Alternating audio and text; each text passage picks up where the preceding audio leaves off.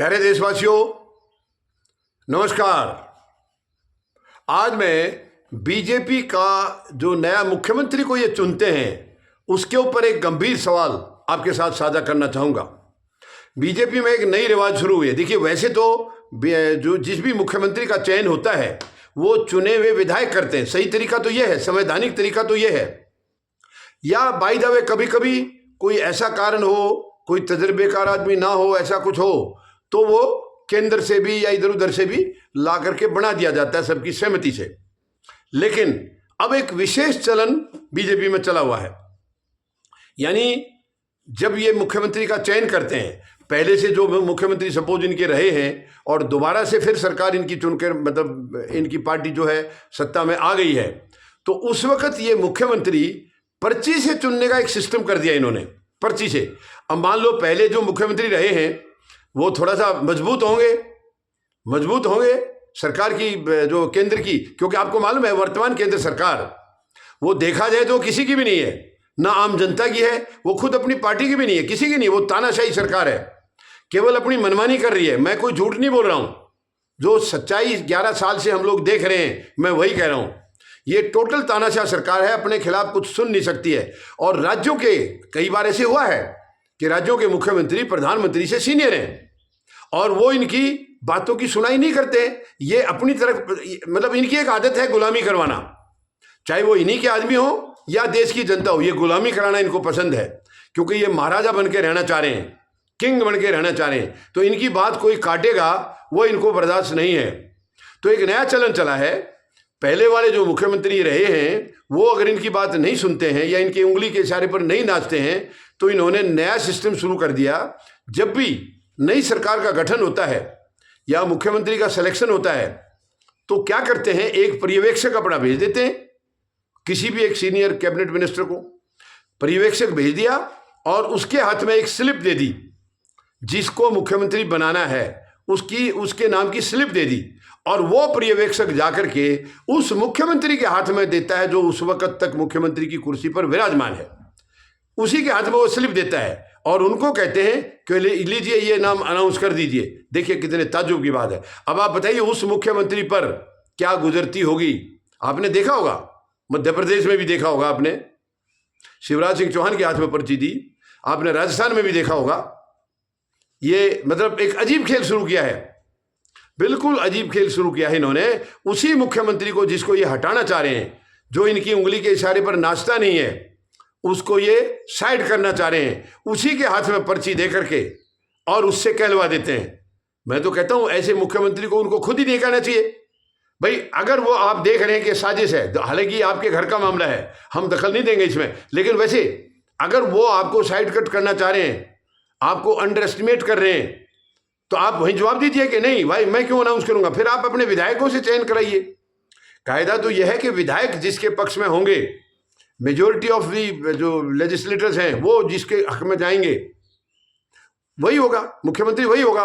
लेकिन ये चयन, और इसके पीछे की कहानी आप देखिए, वो ऐसे आदमी को लाएंगे निकाल करके जिसका कभी नाम सुना ही नहीं होगा किसी ने, या पहली बार वो विधायक बन के आया है, ऐसे आदमी को, जबकि उसके पास कोई तजर्बा नहीं है। तो क्या ये लोकतंत्र के लिए खतरा नहीं है या खुद उस राज्य के लिए खतरा नहीं है? आप किसी अनुभवी व्यक्ति को सीधा मुख्यमंत्री बना देते जो पहली बार विधायक बन के आया है, तो स्टेट का, राज्य का तो नुकसान होगा ही होगा।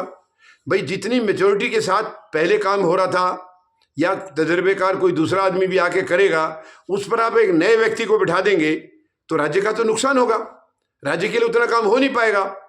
जबकि कितने सारे विधायक हैं उसमें, मान लीजिए आप उस मुख्यमंत्री को नहीं बनाना चाह रहे तो और भी तो बहुत सारे हैं, लेकिन ये उसको बनाते हैं जो इनकी उंगली के इशारे पर नाचे।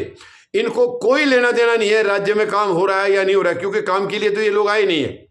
इनको काम की फिक्र नहीं है कि भाई अगर अनुभवी मुख्यमंत्री नहीं होगा तो उस राज्य का काम ढंग से नहीं हो पाएगा, तो बदनामी होगी इनकी पार्टी की। नहीं, इनको कोई लेना देना नहीं है, क्योंकि ना ये काम करने के लिए आए हैं ना ही काम करने की इनकी सोच है।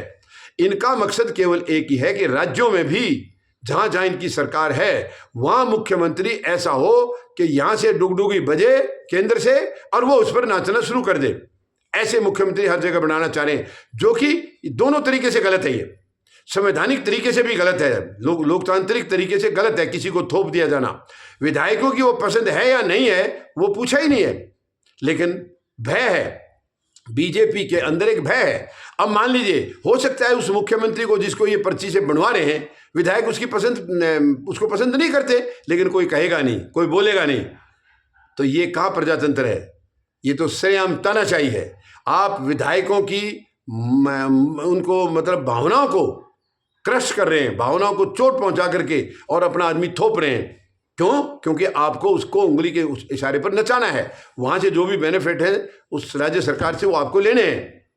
तो ये बहुत खतरनाक खेल है। मैं कहता हूं ये खेल बंद होना चाहिए। प्रजातंत्र के अंदर प्रजातांत्रिक तरीके से काम होना चाहिए।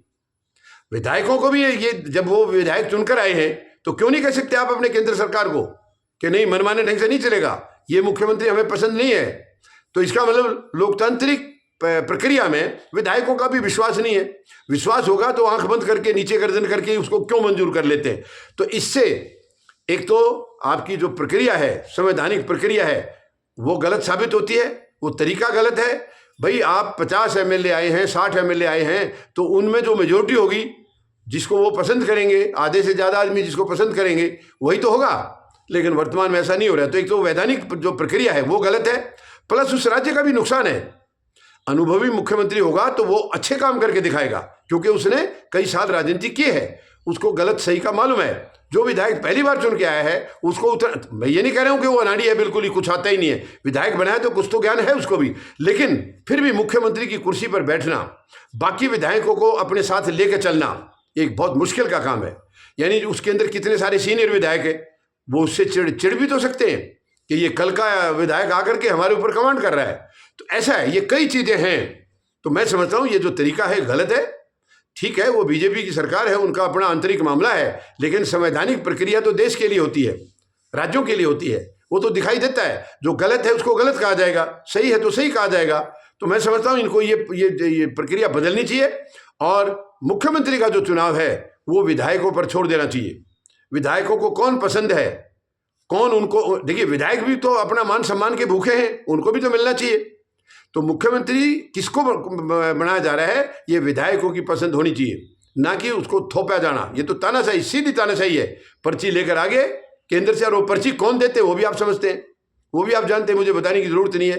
पर्ची लेके आगे बिग बॉस से, और पर्ची ला करके वहां के बिग बॉस के हाथ में पकड़ा दिया, ताकि वो खुद ही अनाउंस कर दे, ताकि वो कल को ये भी नहीं कहेगा कि मुझे नहीं चुना गया, क्योंकि नाम तो उन्हीं के मुंह से कहलवा दिया, पर्ची तो उन्हीं के हाथ से पढ़वाई गई है।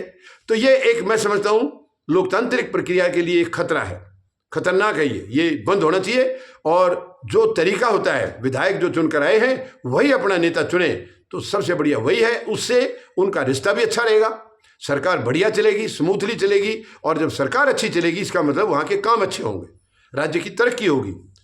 तो वर्तमान जो केंद्र सरकार है इसको तरक्की से लेना देना नहीं है, इनको कुर्सी से लेना देना है। कुर्सी पर बरकरार आदमी रहे, और वो ऐसा रहे जो कि डमी हो, ताकि वो इनडायरेक्टली कमांड इन्हीं की चले।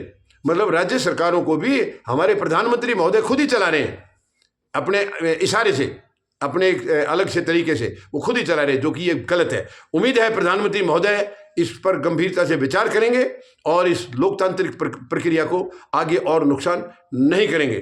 धन्यवाद। जय जवान, जय किसान, जय हिंद।